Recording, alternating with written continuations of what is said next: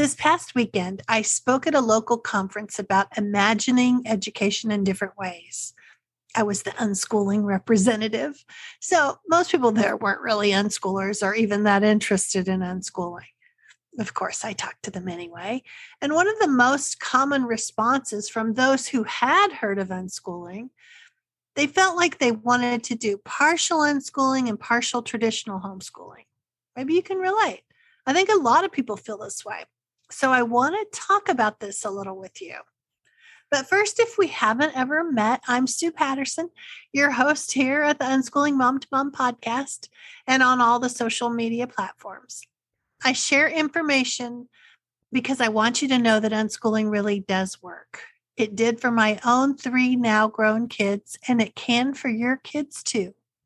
I have a variety of ways to help people, and I'll list them in the show notes. But probably the fastest way to get the help you need is to hop on a phone call with me.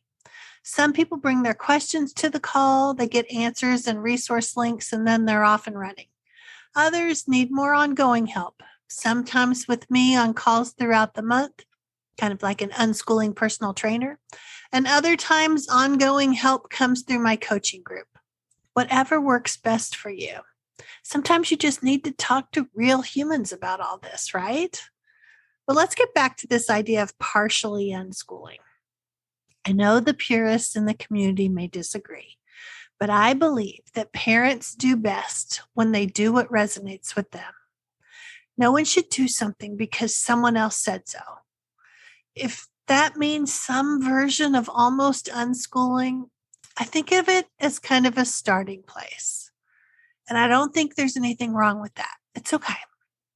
After coming out on the other side with these grown kids of mine, I can tell you that I changed over the years. Everyone I know did. How we started was not how we finished, so to speak.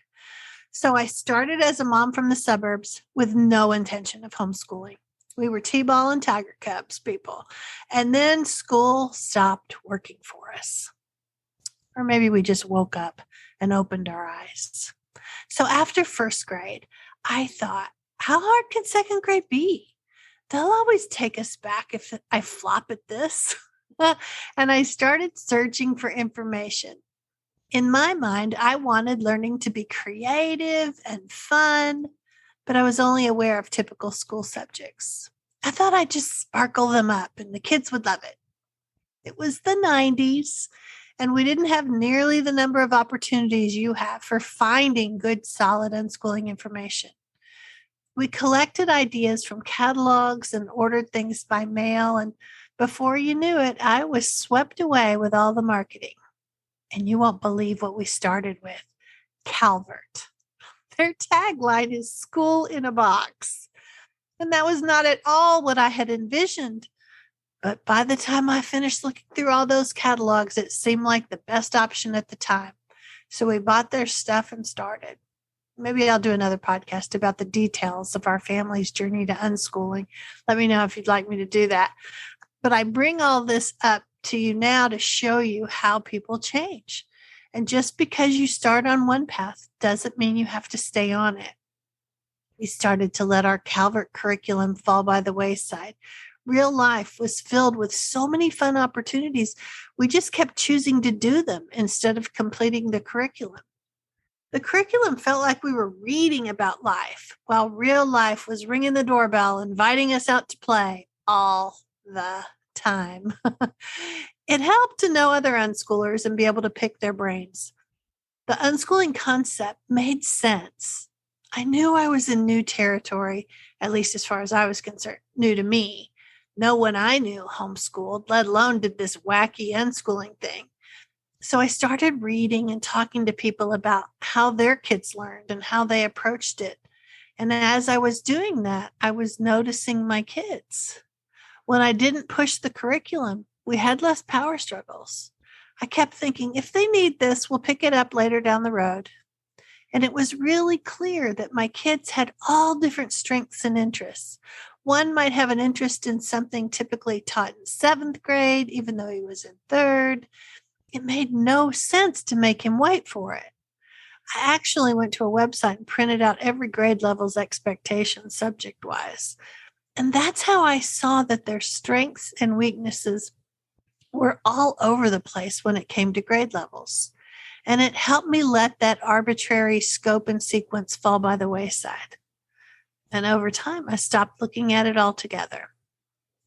It's okay to be an eclectic homeschooler, a little unschooling, a little traditional schooling, but continue to unpack your ideas about all of it. When you hear yourself coming from a place of fear, listen to it and see if it's really rational. Does it matter that your 8-year-old doesn't know his times tables? Not really. Does listing off the elements of the periodic table really impact their life? Probably not. If you're making decisions because you feel a cultural pressure to be more like everyone else, I would love to talk with you and help you get past that overwhelmed, I'm not doing enough feeling. And when I ask, are you coming from a place of fear? That may be a little bit confusing. What it looks like or how it shows up in your life is you're feeling like you're not doing enough. You're looking for affirmation from other people. You're feeling stuck and overwhelmed. You're feeling like you'll be in trouble or your kids will be if you do this all wrong. All these feelings can pop up. And I think it's because we're really conditioned to conform, to please everyone else, even if that means sacrificing what we think would be best for us or our kids. Our fear prevents us from even looking at this more deeply to see what parts could work for us. If the approach you're using isn't working that well, let's look at more of the unschooling principles and see if you can incorporate some of them into you and your kids' lives. That's why I know that you don't have to fully embrace unschooling to implement some of it. And maybe, like me, as you embrace a little of the unschooling ideas, you'll grow your own confidence in yourself and in your kids. For many of us, it doesn't come to us all in one fell swoop. If you liked attachment parenting when your kids were little, unschooling has a lot of principles that are aligned with that, only for bigger kids.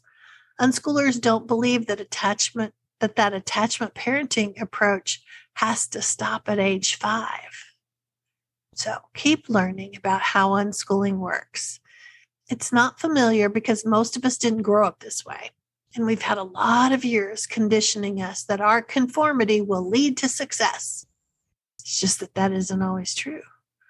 Familiar doesn't mean it's the only way. I have 3 big points I want to leave with you. 1 about individualization, 2 about making mistakes, and 3 about noticing your own bias.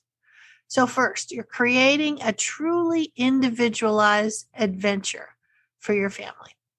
That's not lip service to the word individualized, because truly individualizing is doing what works for that individual without concern about what everyone else is doing.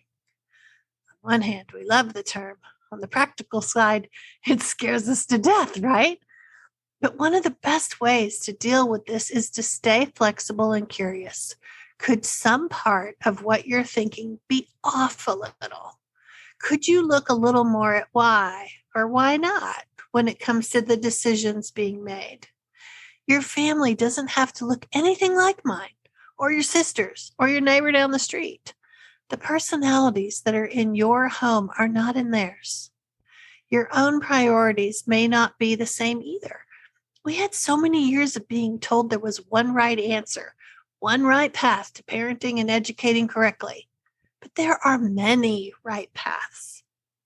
Many of us have stories in our heads about what a good mom or dad is supposed to be doing. And we may need to unpack that a little more too. Have you noticed that when times get hard, you sometimes revert back to the familiar, even those things you did not want to repeat when you became a parent? But we get tired or frustrated, and suddenly we hear our own mom's words shooting out of our mouths. This can change, though. You can learn more and create new habits. It will take a little action on your part, though. You can't just passively ride the conveyor belt year after year.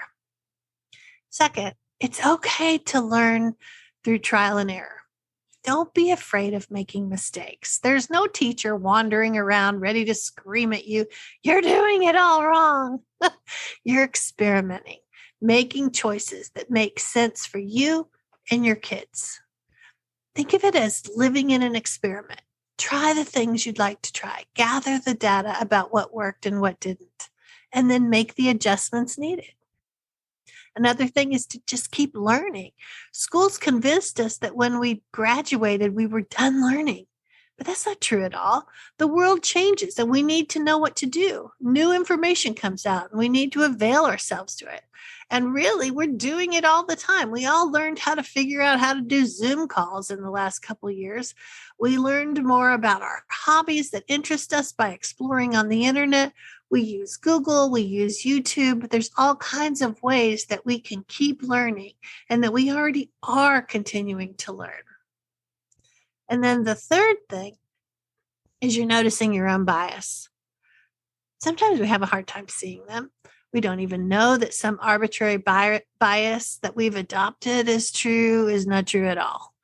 That's why I emphasize staying flexible. What you think all kids need to be able to do a particular thing or have a particular skill by a certain age, that idea may change over time.